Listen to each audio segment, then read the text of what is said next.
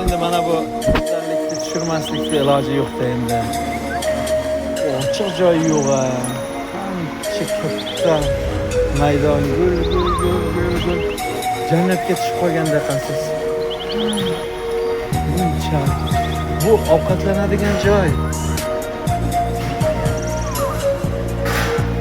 Butun olamning go'zalliklari mujassam bo'lgan joy.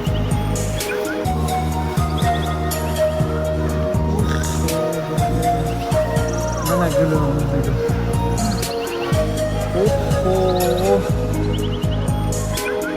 Birinchi marta hayotimda bunaqangi joyga kelishim. Buni kattaligini, kengligini, gullardek xilma-xilligini.